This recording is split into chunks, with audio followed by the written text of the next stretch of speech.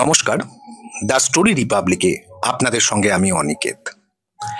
আমাদের আজকের গল্প বামাপ্রসাদ মুখোপাধ্যায়ের লেখা অশরীরিনী। মানুষের মুখ ঠিক যেন খবরের কাগজের হেডলাইন, দেখার মতো চোখ থাকলে ঠিক পড়ে নেওয়া যায় সেসব খবর। এই যেমন অরুণের মুখ দেখে আমার মনে হলো, হ্যারিকেনের নরম আলোয় ওর চোখ মুখ দেখেই আন্দাজ করলাম ওর পেশেন্টের অবস্থা ভালো নয়। পেশেন্টের বাড়ির লোকেরা ওকে পথ দেখিয়ে নিয়ে আসছে গাড়িতে তুলে দেওয়ার জন্য। গ্রামের পথঘাট সন্ধে হতেই শুনশান, তাই আবার ঘোর বর্ষা। এই গ্রামটার নাম চাঁপারুই। হাওড়া বর্ধমান মেইন লাইনে খন্ন্যান স্টেশনে নেমে যেতে হয়। অরুণ অবশ্য তার গাড়িতেই গিয়েছিল।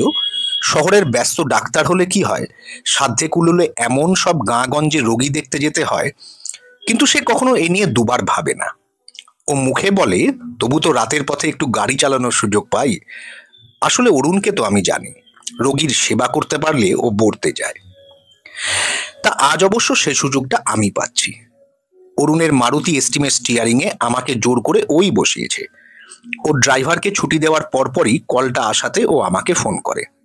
তারপর জানায় কাল হঠাৎই হাতে চোট পাওয়ায় সে আজ গাড়ি চালাতে অপারগ। তাই আমি গাড়ি ভালোই চালাতে পারি। তবে আমার গাড়ি হলো লজ্জরে মার্কা একটি অ্যাম্বাসাডার, যার হর্ন ছাড়া আর সবকিছুই বাজে। তবু সেটা হলো আমার নিজের গাড়ি, আর এটা বন্ধুর, তা আবার মহামূল্যবান। যাই হোক, অরুণের সঙ্গের লোভে আমি আর না করিনি। কলকাতা থেকে সোজা চলে এসেছি এই 60 কিলোমিটার দূরে। চাঁপারুই গ্রামে অবশ্য বিদ্যুৎ আছে, তবে ঝড় উঠলে বিদ্যুৎ সরবরাহ বন্ধ করে দেওয়া হয়। আজও তেমনই হয়েছে। সন্ধ্যা থেকেই ঠান্ডা ঝোড়ো হাওয়া আর বিদ্যুতের ঝলকানির মধ্যে বেশ একটা যুগলবন্দি চলছিল। এখানে পৌঁছবার আগেই জোরে ঝড় উঠেছিল। তারই নিটফল চাঁপারুইয়ের ঘন অন্ধকার এবং সামনে ওই হ্যারিকেন হাতে রোগীর বাড়ির লোকজন। অরুণ গাড়িতে এসে বসতেই সবাই ওকে নমস্কার করলো। রোগীর অবস্থা ইতর বিশেষ হলেই তারা যে ওকে জানাবে সে কথা হতেই অরুণ ইশারায় আমাকে গাড়ি ছাড়ার নির্দেশ দিল। গাড়ি ছাড়তে না ছাড়তেই চড়বড়িয়ে বৃষ্টি এলো। গাড়ির ঝকঝকে সাদা আলোর সামনে শুরু হলো বৃষ্টির উদ্দাম নাচ।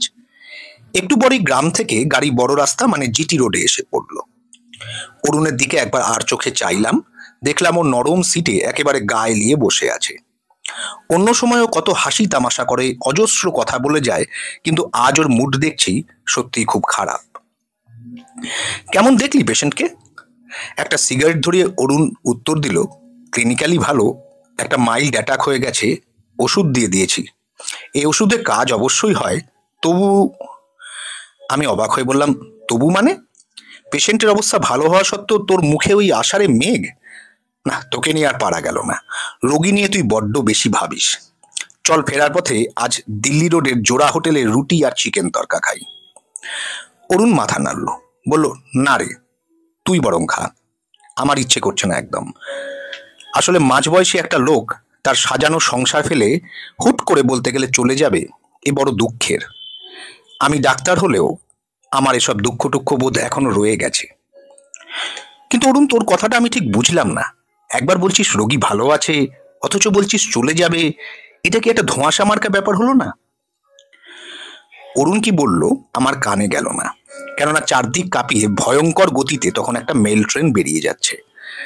আমরা ততক্ষণে মগরা লেভেল ক্রসিং এর সামনে পৌঁছেছি। ট্রেনটা চলে যেতেই আবার বৃষ্টির নুপুর শোনা গেল গাড়ির ছাদের ওপর। গাড়ির গতি কমিয়ে দিয়েছি। অরুণ বলল, চালাতে অসুবিধা হলে কোথাও দাঁড়িয়ে যা, এমন দুর্যোগের রাত, পেশেন্টের বাড়ির লোকগুলোকে আবার দৌড়ঝাঁপ করতে হবে। কি যে করি।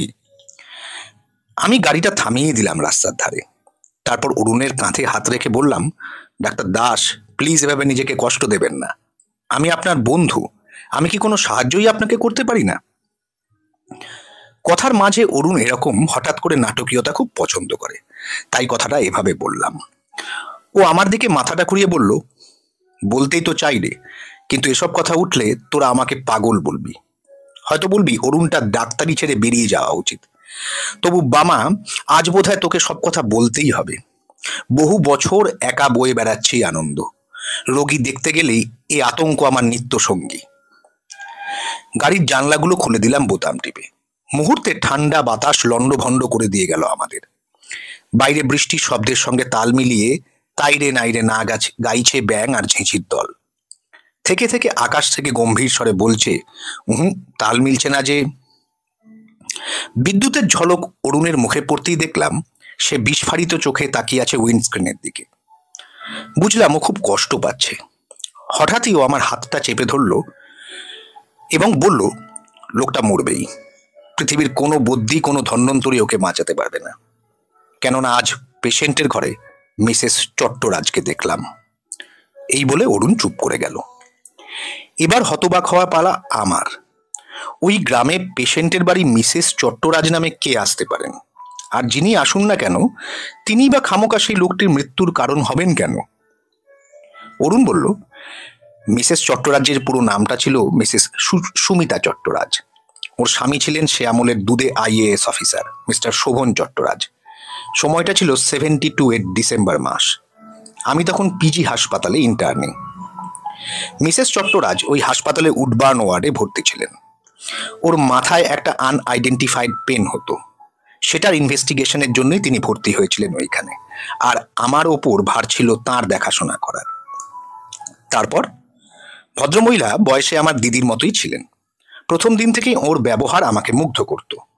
তার কথাবার্তা এবং অপরূপ রূপরাশির কথা তখন চাউর হয়ে গিয়েছিল হাসপাতালে। ভিআইপি স্ত্রী বলে আমার ওপর নির্দেশ ছিল ডিউটির সময়টুকু যেন মুহূর্তের জন্য ওর ঘর ছাড়া না হয়। দিনে আমি থাকতাম আর রাতে আর একজন। মিসেস চট্টরাজের মাথা ব্যথা কি সবসময় হতো? আমি জিজ্ঞেস করলাম অরুণকে। হ্যাঁ, ব্যথাটা ছিল চাঁদের বাড়া কমার মতো, তবে দিনের দিকে কম থাকতো, রাতে বাড়তো। বেদনা বাড়ার সঙ্গে সঙ্গে যন্ত্রণায় উনি পাগলের মতো আচরণ করতেন। ওকে তখন ব্যথানাশক ও ঘুম পাড়ানি ইঞ্জেকশন দিতে হতো। একটা টেবিল ফ্যান রাখা থাকতো ওর মাথার ঠিক পাশেই। সেটা অন করে দেওয়া হতো এবং মাথায় হাত বুলিয়ে দেওয়া ছাড়া আমাদের আর কিছু করার ছিল না। তবে ব্যথাটা যখন কম থাকতো উনি গল্প করতেন। ওর ছেলেবেলার কথা, বেড়াতে গেছেন সেসব জায়গার এইসব গল্প বলতে খুব ভালোবাসতেন। আর ভালোবাসতেন তার 5 বছরের মেয়ে মিষ্টুনিকে। বিকেলে মেয়ে এলে ওর যন্ত্রণাকাতর মুখেও একটা অন্যরকম খুশির ছোঁয়া থাকতো। কথার ফাঁকে অরুণ একটু থামতেই আমার হাতঘড়িটা শব্দ করে জানান দিল সময় চলিয়া যায়। আমি হাতঘড়ি দেখলাম, রাত 9টা। বৃষ্টি প্রায় ধরে এসেছে। বদলে যাচ্ছে আকাশের ছবি।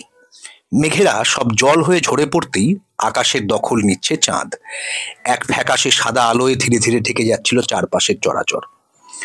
অরুণ বলল, একটু আলোর দিকে গেলে হয় না? চারপাশের আঁধার যেন গলা টিপে ধরছে। আর একটু চাও খেতে হবে।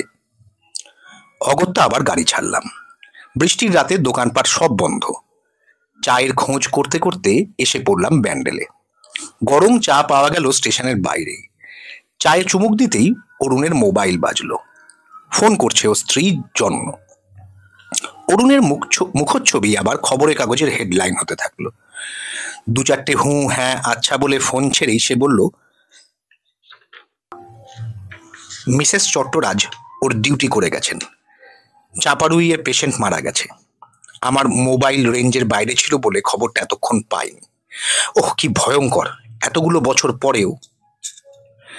গাড়ি নিয়ে দিল্লি রোডে এসে পড়তেই অরুণ শুরু করলো তার না বলা কথা। এতদিন সুমিতাদি আমাকে বলেছিলেন, জানো অরুণ, আমি বেশ বুঝতে পারি আমি আর বাঁচব না, আমায় চলে যেতে হবে। কোথায় যাব বা কিভাবে যাব তা জানি না, কিন্তু সেই সঙ্গে ভাই কিছু মনে করো না, তোমাদের উপর আমার খুব রাগ হচ্ছে।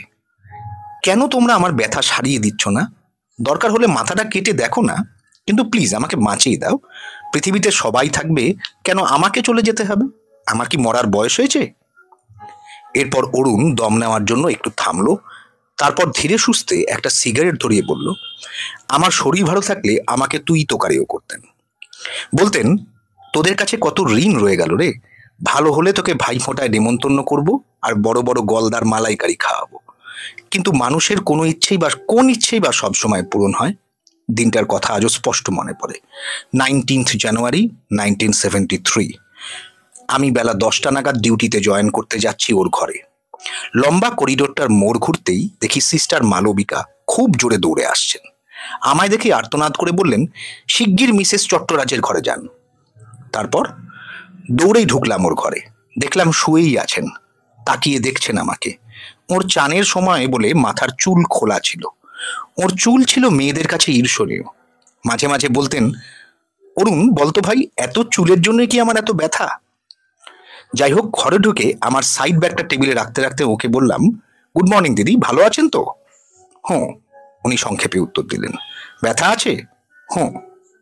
তাহলে ফ্যান বন্ধ করো। ফ্যানটা চালিয়ে দিন। বলে পাখাটা চালিয়ে দিলাম। ওর চিকিৎসা ব্যবস্থার চার্ট দেখতে দেখতে জিজ্ঞাসা করলাম, রাতে খেয়েছেন? উত্তর নেই। দিদি, কাল খেতে ভালো লেগেছিল? উত্তর নেই।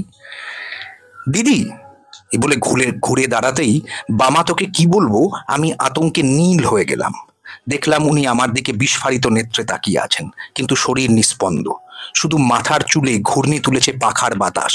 সেই প্রবল বেগে আলোড়িত চুল দেখে মুহূর্তের জন্য আমার মনে হয়েছিল উনি উঠে এগিয়ে আসবেন আমার দিকে। আমি টেনে দৌড় লাগালাম। এমন ঘটনা শুনেছিস কখনো? বাইরে বেলা 10টায় ঝলমলে রোদ্দুর, সর্বত্র জীবনের প্রবল উপস্থিতি, আর মৃতদেহকে ভয় পেয়ে ছুটছে এক ডাক্তার। তাহলে ওর ওই উত্তরগুলো কি তুই ভুল শুনেছিলিস? অসম্ভব। আমার কানে আজও ওই হুঁ বাজে। শুধু তাই নয়, পরে যখন সকলের সঙ্গে আবার ওই ঘরে ঢুকি, তখন কি দেখেছিলাম জানিস? ওর দু চোখই বোজা, বড় পরিশ্রান্ত হয়ে যেন ঘুমিয়ে পড়েছেন। পরে জেনেওছিলাম মৃত্যুর সময় ওর চোখ বন্ধই ছিল। তাহলে কি উনি উনি আমাকে দেখতেই চোখ খুলেছিলেন ওই রকম ভয়ঙ্কর ভাবে? ওই প্রথম, ওই শেষ। ডাক্তারি জীবনে আর কখনো অমন আতঙ্কের শিকার হয়নি। তবে এখনো আতঙ্কের কারণ হয়েই আছেন সুমিতাদি।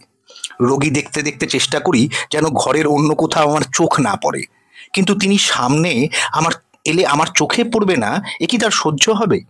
যে রোগীর মরণ নিশ্চিত, শুধু তারই শিয়রের পাশে তিনি এলো চুলে দাঁড়িয়ে থাকেন এবং বিস্ফারিত নেত্রে তাকিয়ে থাকেন রোগীর দিকে। আজ অবধি বহু লোকের নিদান হেঁকেছি শুধু ওকে দেখে। এর মধ্যে আমার নিজের আত্মীয় স্বজনও ছিলেন বই কি। এখন তুই বল, এসব ঘটনা কি কাউকে বলার? আমি কোনো উত্তর দিলাম না।